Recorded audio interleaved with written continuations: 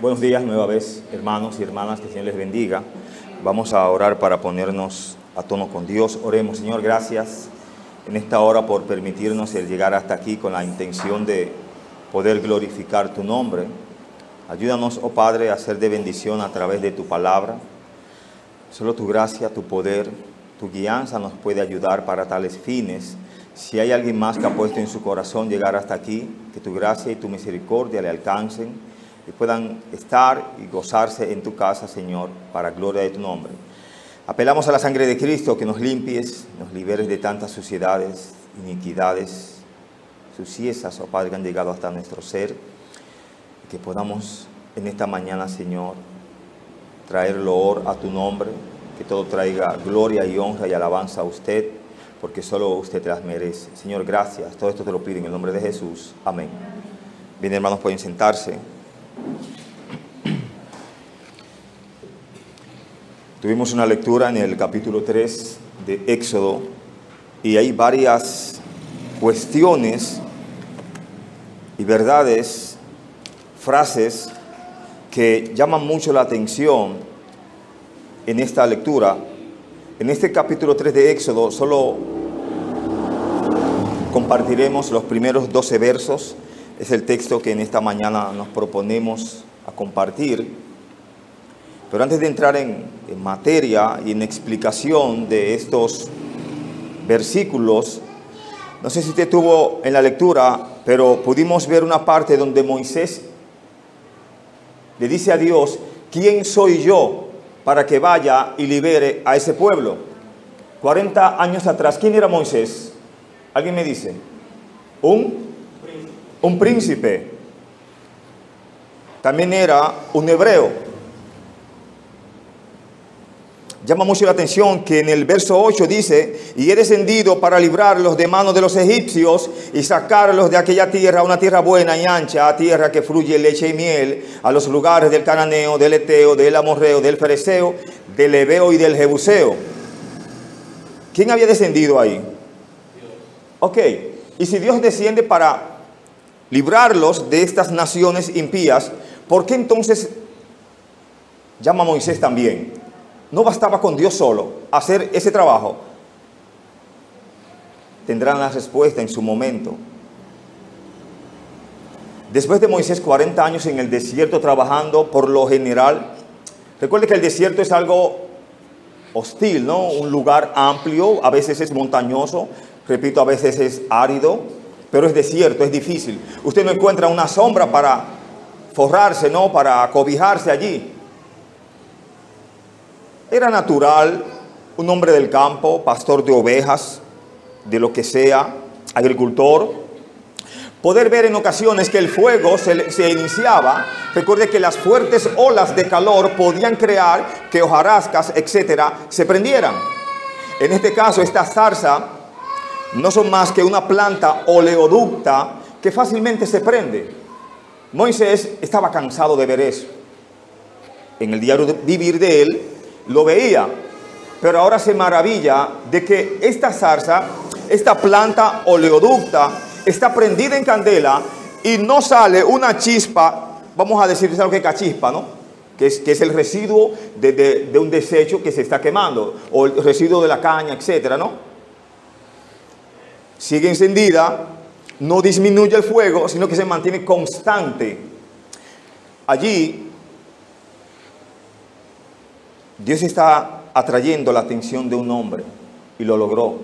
Pero antes de ahí, como hemos dicho en otras ocasiones, le dice: un poquito para atrás, por favor. Detente, Moisés. Él iba muy ligero ante la presencia de Dios. Y Dios lo detiene y le dice: desvístase desde abajo, ¿no? Quite el calzado de tus pies. Esto así, hermanos, porque Moisés estaba lleno de pecado en ese momento. Y ante la presencia de Dios debemos de entrar, ¿qué? Con cuidado, pedir limpieza, pedir socorro, etcétera, etcétera. Bueno, en la antigüedad, por lo general, cuando los visitantes o los que caminaban por los pueblos, al usar sandalias, era usual que se parasen en una casa, en una posada, y se lavasen los pies, producto de que al caminar tanto, contaminación se adquiría ¿por dónde? Y por eso se debían lavar. Bueno, el pecado es algo que nos contamina, ¿sí o sí? Dios quería limpiarlo y le habló. Quiero hablar en esta mañana bajo el tema Moisés y la zarza ardiente. Moisés y la zarza ardiente. En los versos 1 a 3 vemos aquí Moisés y la zarza ardiente en el monte Horeb. Tiempo después, Moisés se pararía aquí con el pueblo de Dios. Si usted estuvo conmigo en la lectura, se dará cuenta que dice que este lugar es monte de Dios. El monte, ahí es el monte Sinaí, donde Dios le dio, si mal no recuerdo, los mandamientos a Moisés. Verso 1 hasta el verso 3 dice la palabra: apacentando Moisés las ovejas de Jetro su suegro, sacerdote de Madián, llevó las ovejas a través del desierto y llegó hasta Horeb, monte de Dios. Y se le apareció el ángel de Jehová en una llama de fuego en medio de una zarza. Y él miró y vio que la zarza ardía en fuego y la zarza no se consumía. Entonces Moisés dijo: iré yo ahora y veré esta grande visión. ¿Por qué causa la zarza no se quema? ¿Qué era lo que iba a ver Moisés? ¿Esta qué? ¿Grande? Lo acabo de leer. Él se da cuenta que lo que está aconteciendo allí, y eso lo que está aconteciendo, es un acto sobrenatural. Algo jamás visto por él. Claro está, hermanos, si usted ve que esa silla, a simple vista todos las pueden ver, es rociada con cualquier carburante para que se queme, es lógico que en un momento se vuelva cenizas, ¿no? Y se descomponga, ¿sí o sí? Pero si se mantiene en llamas, y en llamas, y en llamas, y no se destruye a sí misma, algo está pasando, algo no está bien, estamos mirando algo, estamos como divariando, como decimos. Eso está pasando con Moisés. Esta pregunta que él se hace, en el texto lo veremos: ¿quién soy yo? Él no sabía quién era, no sabía su nombre él, pero había algo de autoestima, hermanos. Recuerde el bajón, pudiéramos decirlo así, de príncipe, a ser un pastor, trabajar con ovejas, etcétera, etcétera. Y su autoestima tal vez no estaba en su mejor momento. Cuando él era un príncipe, él sí creía que podía liberar al pueblo. Pero Dios no quería que un príncipe liberara a su pueblo. Dios quería que un siervo de Dios trabajara para él. Fíjese que Dios no le contesta, lo veremos ahí. Cuando él dice: ¿quién soy yo? Dios le pudo decir muchísimas cosas. ¿Quién era él? Tú eres hijo de fulano, tú eres hijo de fulano, tú tienes 3 hermanos, etcétera, etcétera. Dios le dijo la palabra más grande que tú y yo debemos de recibir: yo estaré contigo, ve. Eso es lo importante. Nosotros somos los más insignificantes. ¿No nos dice en Deuteronomio 7 que no por ser Israel uno de los pueblos especiales Dios los había escogido, sino más bien porque eran los más insignificantes de entre los pueblos? O sea, no te gloríes, Israel, porque yo te escogí. Al contrario, avergüénzate. Durante 40 años en este punto, su vida era tan humilde que ni siquiera tenía un rebaño de ovejas que pudiera llamar suyas o suyo. Según el texto, las ovejas, ¿a quién pertenecían? A Jetro, su suegro. También presenta el oficio de este Jetro. ¿Qué oficio tenía este Jetro? Sacerdote. Y también presenta el oficio de Moisés. ¿Qué era él? 2 oficios ahí. Las ovejas, como ya sabemos, pertenecían a su suegro. Dice el texto: apacentando Moisés las ovejas a través del desierto, y llegó hasta Horeb, monte de Dios. El hebreo sugiere que esta era su ocupación habitual, la de Moisés, pastor de ovejas. No era que en ese día le tocó mover las ovejas de su suegro, ese era su trabajo. O en otras palabras más incómodas se la voy a decir, ese era su modus vivendi, su modo de ganarse la vida, siendo un pastor de ovejas. El texto nos dice que la zarza ardía en fuego y se consumía. No se consumía. Hermanos, yo le voy a decir una cosa. ¿Usted cree que había fuego ahí? Esa zarza estaba tranquila. Lo que estaba ahí era la presencia de Dios, hermanos. De hecho, Dios es fuego consumidor.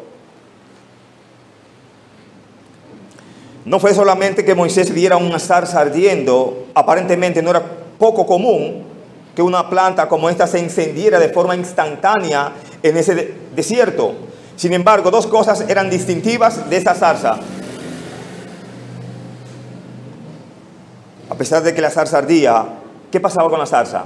No se consumía. A pesar de que la zarza ardía con fuego, no crujía ni disminuía.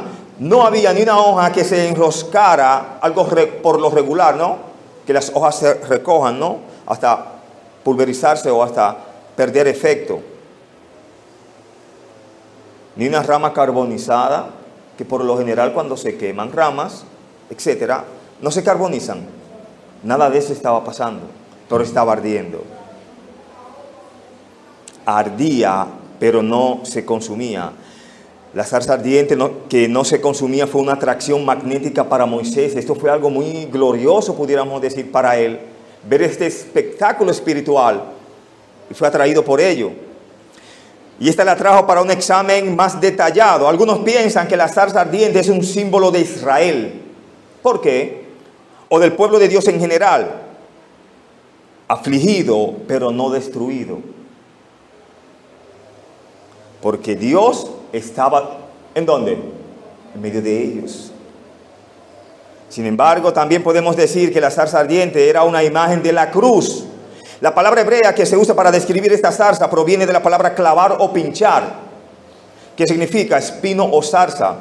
Podemos pensar en la cruz donde Jesús, coronado de espinas, soportó los fuegos del juicio y sin embargo no fue consumido por ello. Él nos hace recordar la cruz cuando consideramos la zarza ardiente. En el verso 3, él toma una decisión, Moisés. ¿Cuál es la decisión que él toma? Él está viendo a siempre distancia, pero él decide acercarse. Esto no me lo va a contar nadie. Yo iré yo mismo. Valga la redundancia. Y él, como dice, veré esta grande visión. Lo que sea que Moisés vio con exactitud no era nada normal.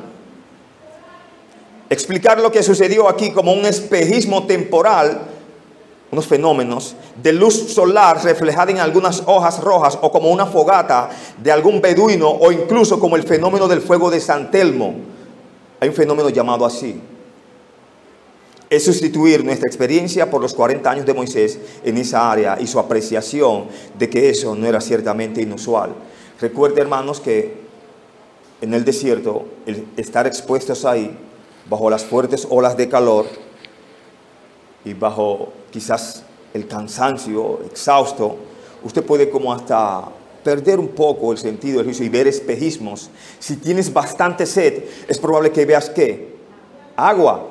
Si tienes sueño y te recuestas, es muy probable que te quedes ahí mismo y sueñes que estás en ese lugar moviéndote. De hecho, no hay que estar en el desierto para soñar en tiempo real como que tú estás activo, pero estás durmiendo. No sé si le ha pasado. Usted puede dormirse en una mecedora, en una silla, hasta en su propia cama.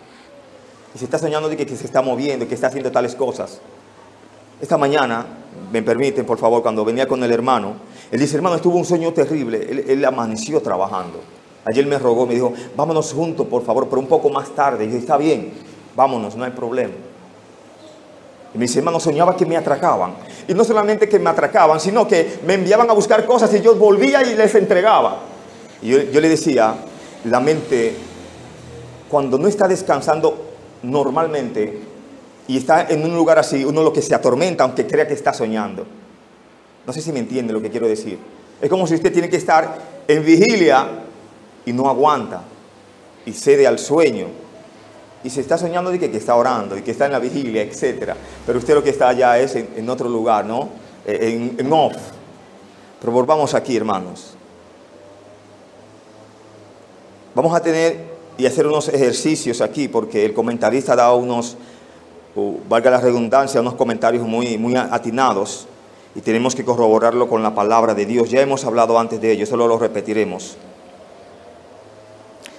Entonces Moisés dijo: iré yo ahora y veré esta gran división, ¿por qué causa la zarza no se quema?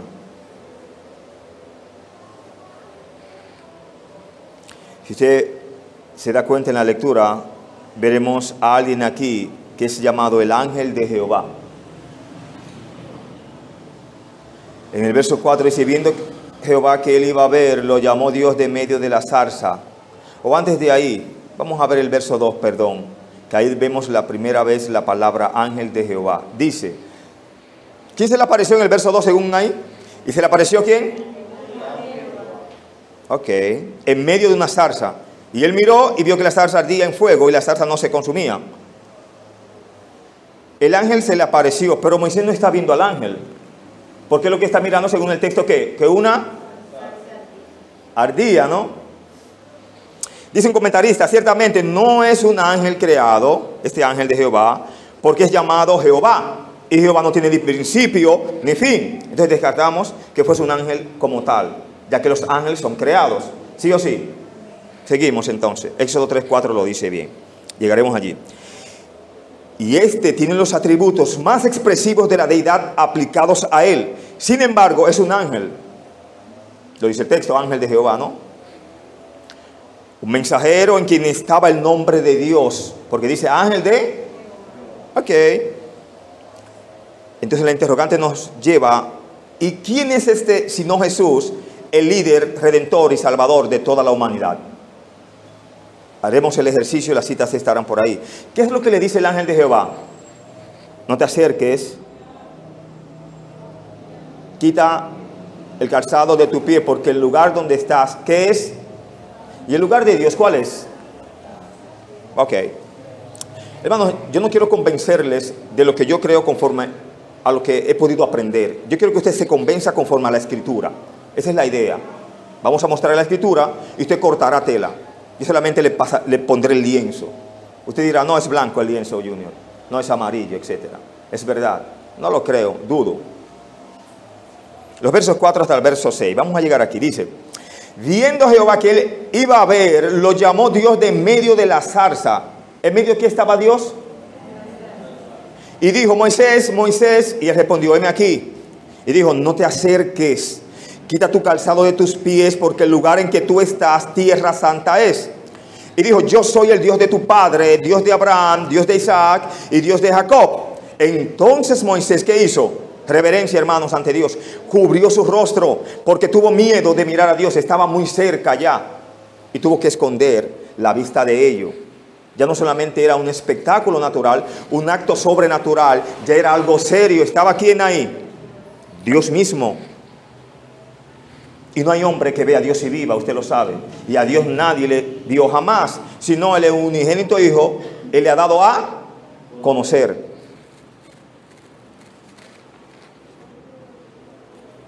Explicamos.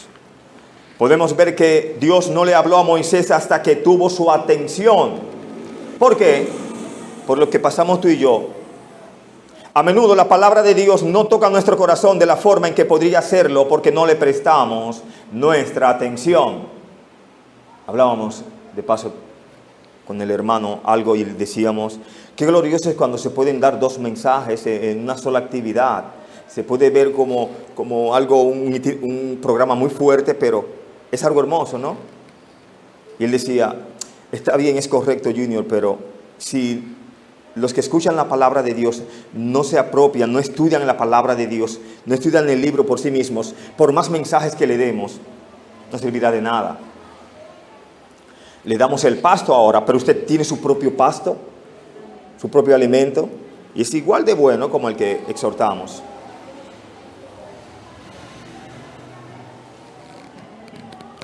Aquí la zarza ardiente fue un fenómeno espectacular que capturó la atención de Moisés, pero no hubo ningún cambio hasta algo, hermanos. ¿Hasta qué? Estaba muy bonito, ¿no? El acto sobrenatural. La zarza ardiendo y no se consumía. Pero lo más importante de esto no es la zarza que ardía, es que Dios estaba allí, Dios le habló a Moisés. Que Dios nos hable es lo mejor. No que los espectáculos, no que las grandes actividades, por así decirlo, nos impresionen. Lo que te debe impresionar es que la palabra de Dios llegue a tu alma y a tu vida.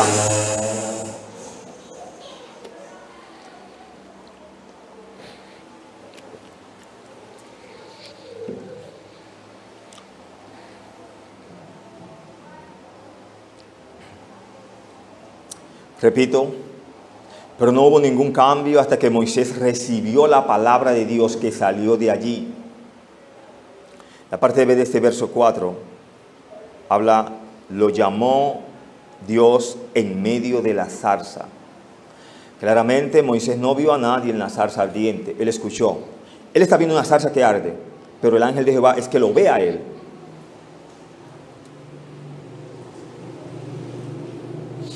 Claramente no vio a nadie en la zarza ardiente. Aún así, Dios, en presencia del ángel de Jehová, como dice el verso 2, estaba allí llamando ¿a quién?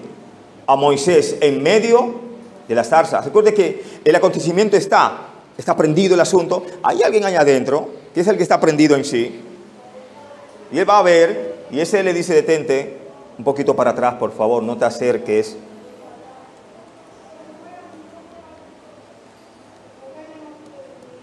Sin duda, esta es otra ocasión, dice el comentarista, donde Jesús se aparece en el Antiguo Testamento antes de su encarnación como el ángel de Jehová, como lo hizo muchas veces. El ejercicio ahora, Génesis 16, 7 a 13. Vamos a ver, vamos a ir de menos a más.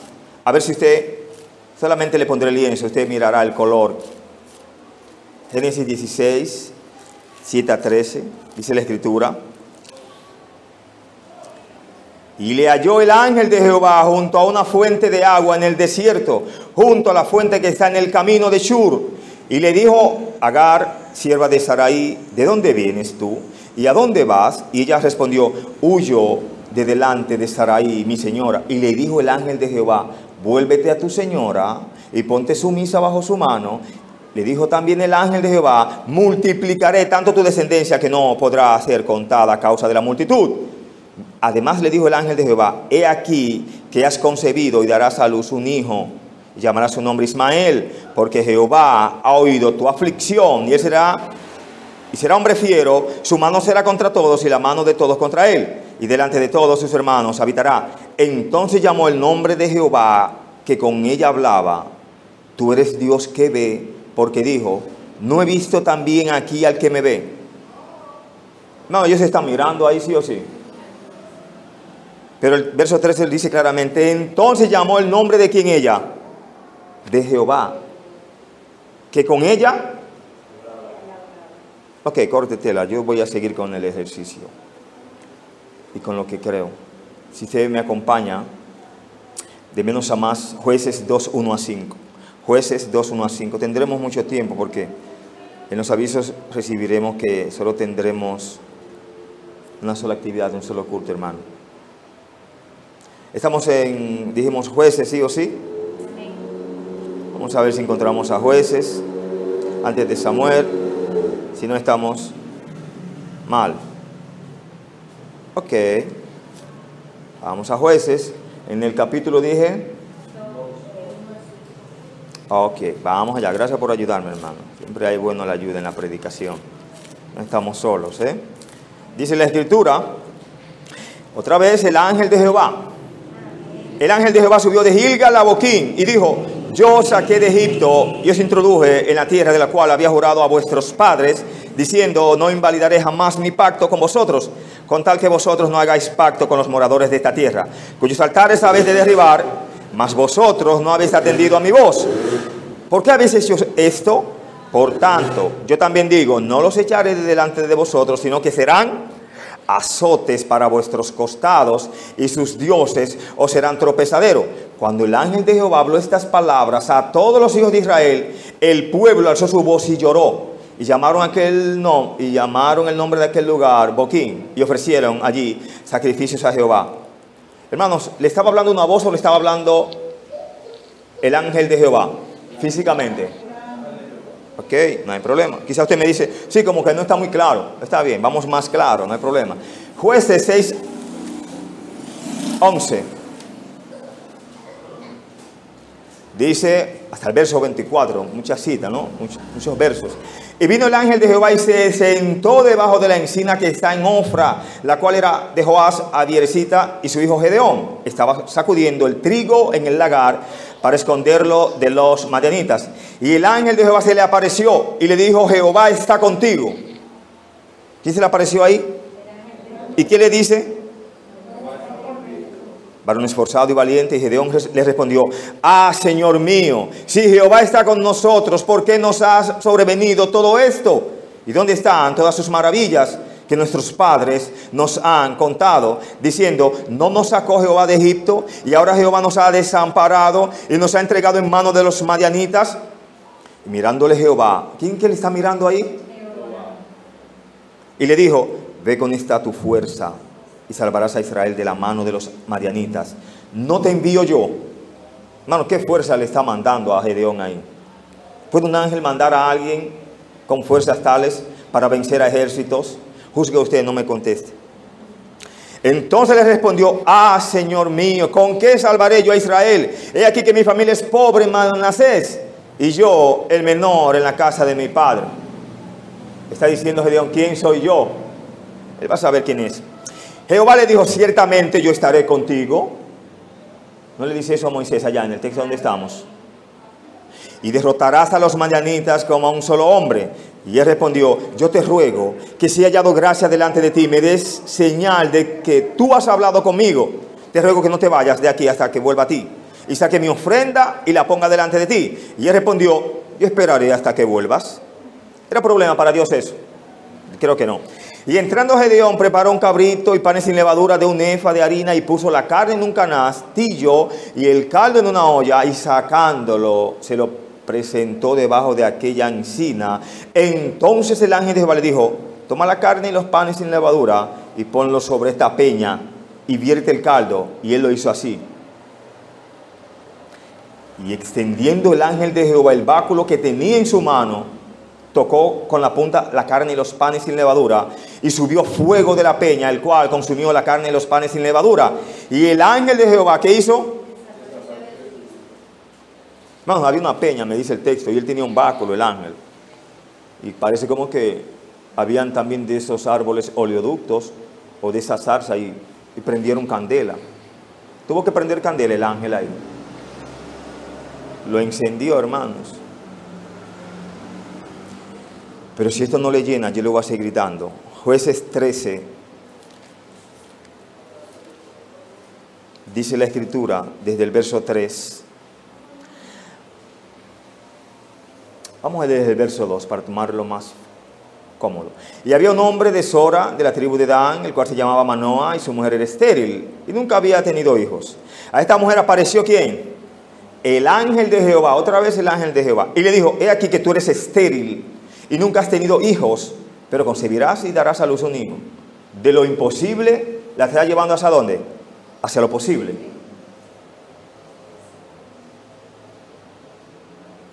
Ahora pues no bebas vino ni sidra, condición, ¿no? Ni comas cosa inmunda, por el bien de ella. Pues he aquí que concebirás y darás a luz un hijo, y navaja no pasará sobre su cabeza, porque el niño será nazareo a Dios desde su nacimiento. Y él comenzará a salvar a Israel de mano de los filisteos. Y la mujer vino y se lo contó a su marido, diciendo: un varón de Dios vino a mí, cuyo aspecto era como el aspecto de un ángel de Dios, temible en gran manera. Y no le pregunté de dónde ni de quién era, ni tampoco él me dijo su nombre. Y me dijo: he aquí que tú concebirás y darás a luz un hijo. Por tanto, ahora no bebas vino, ni sidra, ni comas cosa inmunda, porque este niño será nazareo a Dios desde su nacimiento hasta el día de su muerte. ¿Lo fue o no lo fue? Ok, ustedes conocen la historia. Entonces oró Manoa a Jehová y dijo: ah, Señor mío, yo te ruego que aquel varón de Dios que enviaste vuelva ahora a venir a nosotros y nos enseñe lo que hayamos de hacer con el niño que ha de nacer. Manoa lo creyó inmediatamente, hermanos. Y Dios oyó la voz de Manoa, y el ángel de Dios volvió otra vez a la mujer estando en el campo. Estando allí en el campo, mas su marido Manoa no estaba con ella. Y la mujer corrió prontamente a avisarle a su marido, diciéndole: mira que se me ha aparecido aquel varón que vino a mí el otro día. Pero ya Dios le había contestado a Manoa, ¿no? ¿Verdad? a través de la oración y Dios sigue tratando con ellos, con ambos. Y se levantó Manoah y siguió a su mujer. Y vino el varón y le dijo, ¿eres tú aquel varón que habló a la mujer? Y él dijo, ¿cuál palabra dijo ellos, hermano, ahí? No sé si le afecta a eso, hermanos. Pero desde el Nuevo Testamento, desde el Antiguo Testamento, Dios le dijo a muchos, yo soy el que soy. Yo soy, me envió a vosotros. Eso le dirás a los hijos de Israel. Eso le dirás a Faraón. Cuando estaba Jesús en el Getsemaní, acaba de orar, los discípulos no podían aguantar, perseverar en la oración, no aguantaban, ¿no? En la vigilia. Él sale de allí, o ahí mismo llegan unos oficiales y lo buscan porque también venía con ellos, ¿quién? Judas. Ya el asunto, el código era a quien yo besare, ese es. Cuando ellos van y preguntan, ¿eres tú el Mesías? ¿Qué responde el Señor? ¿Y qué pasa? Ellos, esa palabra retumba en ellos y los tumba, no valga la redundancia. No sé en cuántos ángeles usted ha visto esta expresión. Yo soy. Yo nada más la he visto en Dios y en Jesucristo. De hecho, en Apocalipsis, cuando Juan se postra ante el ángel, él le detiene. Ponte de pie, yo soy consiervo tuyo. Da gloria a Dios, lo que tú y yo debemos dar siempre. Seguimos la lectura. Nos quedamos en la palabra yo soy. Entonces Manoah dijo, cuando tus palabras se cumplan, ¿cómo debe ser la manera de vivir del niño? ¿Y qué debemos hacer con él? Y el ángel de Jehová respondió a Manoah, la mujer se guardará de todas las cosas que yo le dije. No tomará nada que proceda de la vid, no beberá vino ni sidra, y no comerá cosa inmunda. Guardará todo lo que le mandé. Entonces Manoah dijo al ángel de Jehová, te ruego que nos permitas detenerte y te prepararemos un cabrito. Y el ángel de Jehová respondió a Manoah, aunque me detengas, no comeré de tu pan. Mas si quieres hacer holocausto, ofrécelo. Y no sabía Manoah que aquel fuese ángel de Jehová. Entonces dijo Manoah al ángel de Jehová, ¿cuál es tu nombre? Para que cuando se cumpla tu palabra te honremos. Verso 18. Y él respondió, y el ángel de Jehová respondió, ¿por qué preguntas por mi nombre? ¿Qué es? ¿Algún otro ángel lleva ese nombre? Isaías nos muestra qué ángel de Dios lleva ese nombre. 9:6 de Isaías. Corte tela. Yo me voy a detener y sigo con la predicación. Éxodo capítulo 3.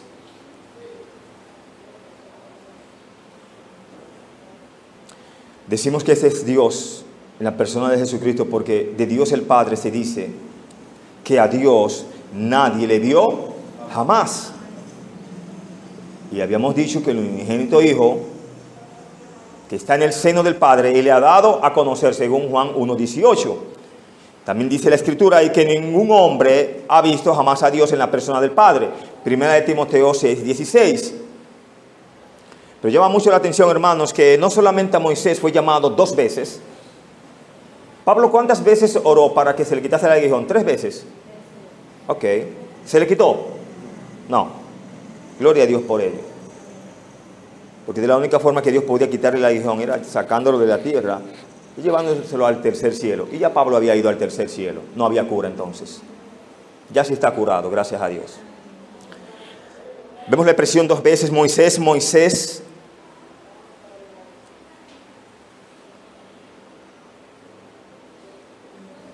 Moisés, Moisés. ¿Qué implica este doble llamado? Bueno, las primeras palabras de Dios para Moisés fue llamarlo por su nombre. Esto muestra que aunque Moisés era ahora un pastor olvidado y desconocido en la parte trasera del desierto, Dios sabía quién era él. Dios sabía quién era. Y Moisés era importante. ¿Para quién? ¿Para el palacio o para el pueblo de Israel? Para Dios. Eso es lo que importa, que tú y yo, Dios nos ama, Dios nos ve importante en sus manos, Dios nos ve como instrumentos suyos y nos cuida. cuidó a Moisés allí. No era fácil la vida en el desierto, no lo es en la actualidad. Ya había cuidado a un tal Jacob de la helada, del calor, de etcétera, del Labán, de las fieras, de los enemigos.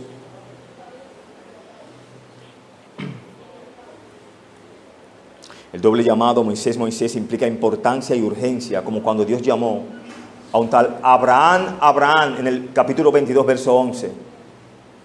También llamó a otro llamándole Samuel, Samuel. Y ese que contestó, ¿cómo? Heme aquí.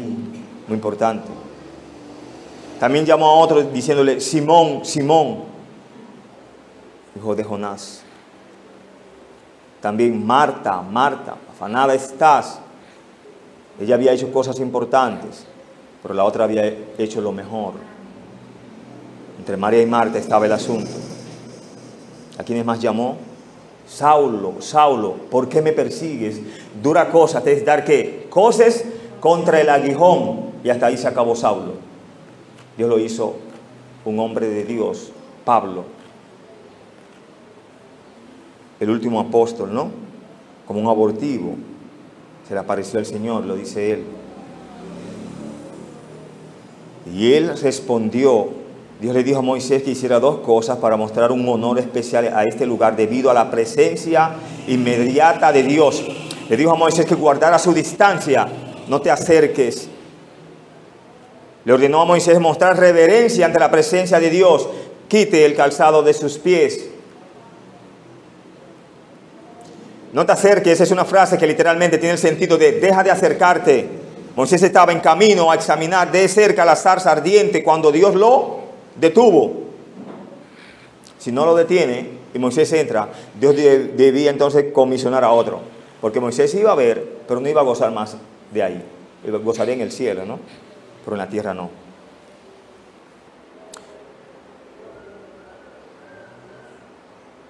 Este era un lugar santo, para que la redundancia, Dios estaba ahí. Y debido a que Dios es santo, siempre habrá una distancia entre Dios y el hombre. Aún en la perfección, el hombre nunca será igual a Dios, aunque podremos tener una comunión más estrecha con Él que nunca. Vemos que le dice, quita tu calzado de tus pies. ¿Por qué lo manda que se quite los calzados? ¿No estaría caliente la tierra? Estaría fría, ¿no? O caliente, usted elige. Pero estamos en el desierto, según el texto. Y la candela está cerca también, está ardiendo.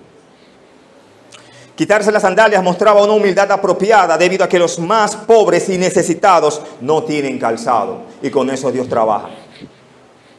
Vaya cortando.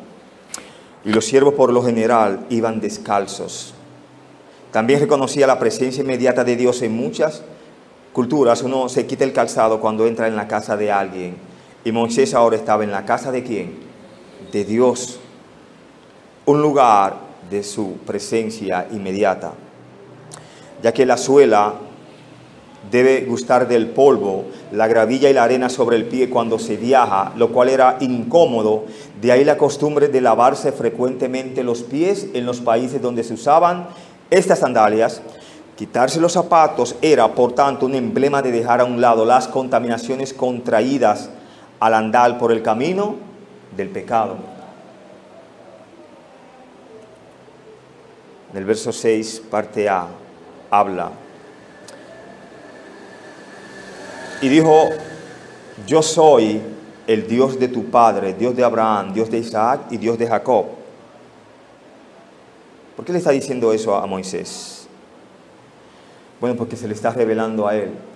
Y le está diciendo, yo hice pacto con ellos y sigue mi pacto. Ellos fueron mis instrumentos y tú sigues en la línea. Tú lo harás, aunque no sepas hablar, aunque no sepas ni quién eres, hayas olvidado quién eres. Yo te haré un hombre, pero mío, un siervo mío. Dios se reveló a sí mismo a Moisés al declarar su relación con los patriarcas. Esto les recordó a Moisés que Dios es el Dios ¿de qué? De pactos. Y que su pacto con Israel aún era válido e importante. Este no era un nuevo Dios que se encontraba con Moisés, sino el mismo Dios que trató ¿con quién? Con Abraham, con Isaac y con Jacob. por si acaso él podría tener alguna duda. Dios se revelaría a Moisés más íntimamente que a cualquiera de los patriarcas. Sin embargo, todo comenzó cuando Dios le recordó a Moisés del pacto que había formado con ellos. En los días de Moisés, algunos pudieron pensar que Dios olvidó su pacto durante los 400 años de esclavitud que estaba viviendo Israel en Egipto. ¿Sí o sí? Desde los tiempos de los patriarcas. Sin embargo, Dios estuvo trabajando durante ese tiempo, preservando y multiplicando a ese pueblo y no permitiendo que se contaminara con ningún otro pueblo. Nunca creamos que Dios se tarda o que Dios llegó muy temprano. Nos sorprendió el hermano. Nos sorprendió Dios, perdón. Dios llega a su tiempo, hermanos. El error está en nosotros. La parte B del verso 6 habla: entonces Moisés cubrió su rostro porque tuvo miedo de mirar a Dios. Lo que mejor pensó eso y lo hizo bien. Dios le dijo a Moisés que hiciera lo que era apropiado para una criatura frente a su Creador: reverenciar y reconocer su santidad. Moisés respondió como un hombre que sabía que no solo era una criatura, sino una criatura pecadora, al cubrir ¿qué? Su rostro. Durante sus años en el desierto, Moisés debió de pensar a menudo cómo asesinó a un egipcio y lo orgulloso que estaba de pensar que podía librar a Israel por él mismo. Dos errores graves. Moisés pudo haber recordado 1000 pecados reales e imaginarios, pero ahora cuando Dios apareció, él respondió de una manera muy diferente a como pudo haber respondido hace 40 años. Ya el imponente Moisés había muerto, por así decirlo. De hecho, ya tenía edad. Había avanzado el tiempo. Dios en la universidad de él lo había disciplinado, le había hecho entender cómo es que se camina con Dios. No es por tus fuerzas, ni por tus habilidades, ni por tu conocimiento, ni por hermosos dones, ¿no? Ni talentos. Es por la gracia de Dios que esto camina y fluye. Y que no somos nada. De hecho, Dios se lo aclara ahí a él. Ni le contesta cuando dice: ¿quién soy yo? En los versos 7 hasta el verso 10, Dios explica su plan general a Moisés y la parte de Moisés en el plan. Dijo luego Jehová: bien he visto la aflicción de mi pueblo que está en Egipto, y he oído su clamor a causa de sus exactores, pues he conocido sus angustias, y he descendido para librarlos de la mano de los egipcios, y sacarlos de aquella tierra a una tierra buena y ancha, a tierra que fluye leche y miel, a los lugares del cananeo, del eteo, del amorreo, del fereceo, del heveo y del jebuseo. El clamor pues de los hijos de Israel ha venido delante de mí, y también he visto la opresión que aunque los egipcios los oprimen. Ven, por tanto, ahora, y te enviaré a Faraón para que saques de Egipto a mi pueblo, los hijos de Israel.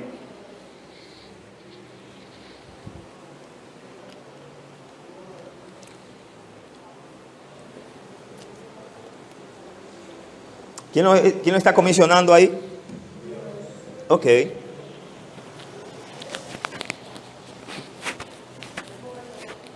Explicamos los versos. Dios no decidió en ese momento darle a Israel la tierra de Canaán. Era la misma tierra que Él prometió a los patriarcas hace unos 400 años antes de estos eventos. Dios no le había prometido eso a Abraham. ¿Gozó Abraham esa tierra? Jacob la gozó. Isaac la gozó. ¿Dónde entierran a la mujer de Abraham? En una cueva, ¿no? Ok. Y él no tuvo que comprar esa cueva por un gran precio, ¿no? Pero Rebeca, ¿dónde fue sepultada? La misma cueva. Lea, ¿dónde fue sepultada? Y Raquel, en Éfrata. Belén, ¿no? No gozó esa bendición realmente Raquel. Lea así. Recuerde que ella muere en camino, ¿no? Cuando él viene, ¿no? De allá de donde Labán. Pero seguimos aquí en el verso 9, explicamos. Dios quería que Moisés e Israel conocieran su compasión y cuidado por ellos. En este punto, la experiencia de Moisés hacía hincapié en la separación entre él y Dios. Moisés nunca podría arder sin ser consumido. ¿Y quién podría hacer eso en la vida de Moisés? 40 años, yo creo que es tiempo para ir consumiendo, ¿no? Ya no tenemos 20, ¿no? Y estamos un poco consumidos. Moisés no podía mantener sus sandalias puestas en la presencia divina. Moisés no era el Dios eterno de los patriarcas tampoco. La separación entre Dios y Moisés era real. Sin embargo, Dios pronto mostraría su cuidado y compasión por Moisés y el pueblo de Israel. Dios es separado, pero no necesariamente distante. Son dos cosas diferentes. Dios es separado, sin embargo, se preocupa y se conecta a sí mismo con nuestras necesidades. En el verso 10 Dios le dice, te enviaré. Ven, por tanto, ahora y te enviaré a Faraón para que saques de Egipto a mi pueblo, los hijos de Israel. En Éxodo 3:8 Dios dijo, he descendido para librarlos. Luego en el verso 10 nos dice, ven por tanto y te enviaré. ¿Qué Dios hará por fin? ¿O él o enviará a Moisés? Explicamos.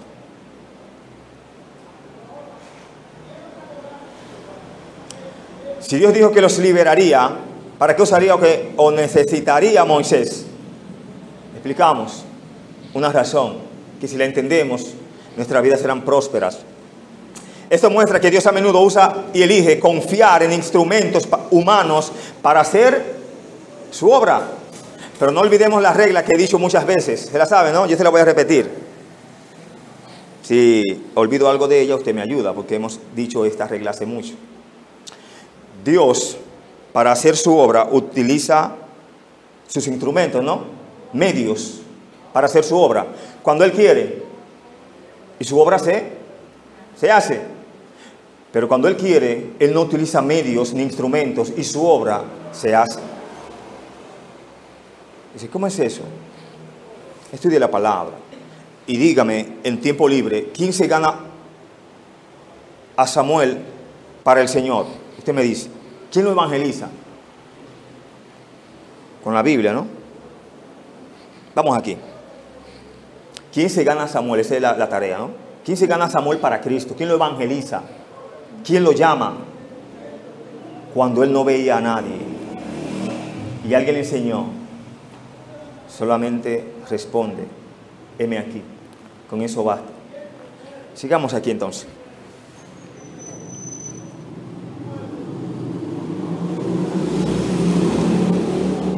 Dios lo podría hacer todo él mismo, pero la mayoría de las veces el plan de Dios es trabajar con las personas y a través de ellas, ya que somos colaboradores juntamente con Él. Segunda de Corintios 6:1 lo habla.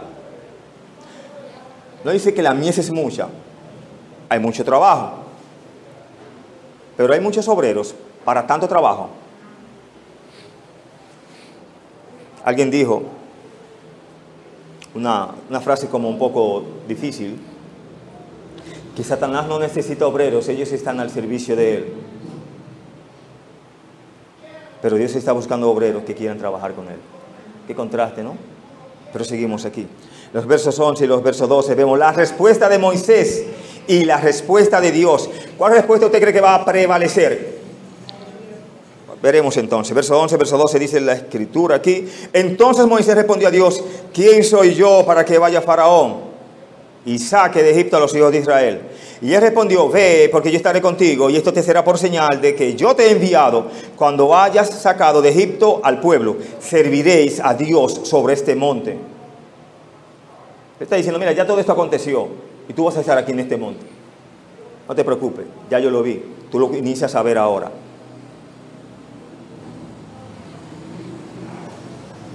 Pero 40 años atrás Moisés no se esforzaba en matar a un egipcio que golpeaba a un israelita. 40 años atrás, él desapartaba a 2 israelitas que peleaban. No estaba animado él a liberar el pueblo con sus fuerzas. Dios tuvo que decirle un poquito para atrás, Moisés. Venga, entre a la universidad de la vida, yo le voy a enseñar cómo es. ¿Quién soy yo? Una interrogante que aparecen aquí. No sé quién es usted, hermanos, pero Moisés también se preguntaba eso. ¿Quién soy yo? Espero que esta respuesta le ayude a encontrarse o a que nos encontremos. 40 años antes, como decía, Moisés pensó que sabía quién era. Era un príncipe de Egipto y un hebreo, el instrumento elegido por Dios para liberar a Israel. Eso creía él, ¿no? Y no iba tan mal creyendo. Él lo que iba mal era actuando. ¿Sí o sí? ¿Creía algo malo él? ¿Creía algo bueno? Pero nuestras acciones dirán lo que somos. Lamentablemente. ¿Quién soy yo? Ahí estamos. Después de 40 años de perseguir ovejas en el desierto, Moisés no tenía la misma seguridad en sí mismo que alguna vez tuvo. Se había perdido el plan de Dios. Ya estaba viejo Moisés con 80 años. Por más vigorizado que esté, 80 son 80, ¿sí o sí? Tal vez nadie tenga 80 aquí. ¿O sí? Está ahí. Está en 83. Miremos cuál Moisés entonces. Todas las fuerzas, ¿no? Aunque esté vigoroso, pero son 80, ¿no? Sigamos. Qué bueno, hermano, que Dios le ha permitido tanto. Y que sigamos viendo tanto en usted. Que Dios le dé las fuerzas y la salud.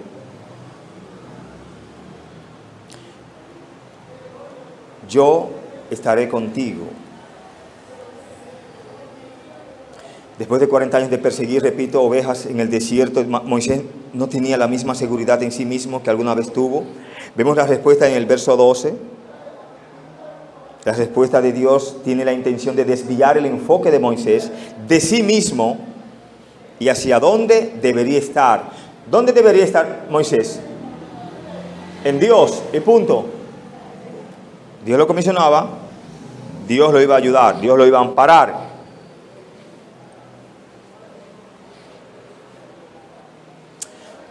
Yo estaré contigo. La respuesta de Dios tiene la intención de desviar el enfoque de Moisés de sí mismo y hacia dónde debería estar. En Dios. Por lo tanto, Dios nunca respondió a la pregunta, ¿quién soy yo? Si eres débil, si eres fuerte, si eres talentoso, eso no le interesa a Dios. De hecho, Dios en su palabra dice que a lo vil y lo menospreciado del mundo que tomó Dios para avergonzar a lo fuerte. Si David en su momento cuando iba a pelear con Goliat fue, ¿no? Hubiese sido un nombre de los hermanos de David. ¿Alguien recuerda? Abisai era uno. ¿Cómo? ¿Cuál? Ok, Simei. Ese era guapo, ¿no? Eran como 7 o 6 porque él es como el séptimo, ¿no? Si hubiese sido David tan fuerte como Goliat y el pleito parejo, hubieran dicho, Dios no tuvo nada que ver con eso. David era tan fuerte como Goliat y le ganó. Pero Dios utiliza lo débil, hermano. Tu debilidad, tu clamor, porque la oración, como alguien dijo, y a veces nos preguntamos, ¿cómo que el hermano puede estar bien espiritualmente? ¿Cómo es que puede estar así gozoso, etcétera, etcétera? Es que está en la oración. La oración no es más que el clamor del débil. Mientras más oramos, reconociendo que somos débiles, ¿qué Dios nos dará? Fortalezas. Eso es todo. Pero sigamos aquí en el mensaje. No sé si todavía a las 3 de la tarde estaremos aquí, pero gloria a Dios. Usted no tendrá que viajar lejos. ¿Quién soy yo? Yo estaré contigo, yo estaré contigo. Dios nunca respondió a la pregunta. En lugar de eso, Él le recuerda a Moisés una sola cosa: yo estaré contigo. Esta era una gran oportunidad para lidiar con el problema de autoestima de Moisés, pero Dios ignoró las soluciones que nosotros usualmente le damos a este tipo de problema. Moisés solo tenía un problema de autoestima cuando confiaba demasiado en su propia capacidad para liberar a Israel. ¿Quién soy yo? No fue la pregunta correcta. La pregunta correcta es, ¿quién eres? ¿Quién es Dios en mi vida? Y él se lo pregunta, ¿no? Más adelante. Y Dios le contesta también.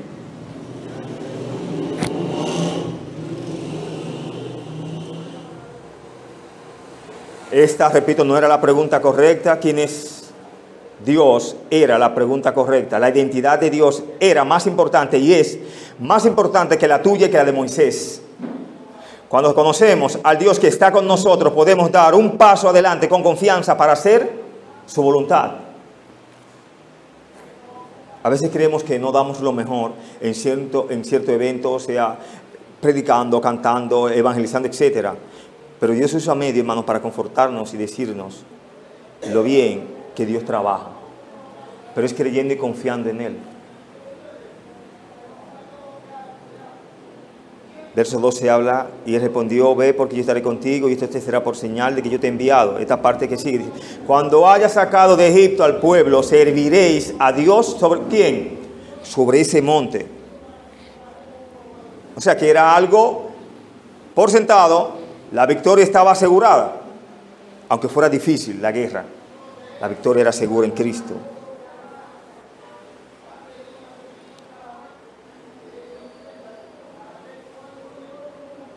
Yo estaré contigo, llama mucho la atención.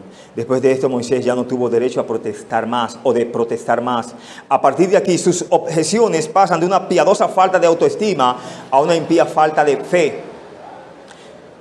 Cuando haya sacado de Egipto al pueblo, serviréis a Dios sobre este monte. Mientras Moisés cuidaba su rebaño o el rebaño ajeno, en el desierto probablemente parecía totalmente improbable que él guiara a los 3 millones de su pueblo a este mismo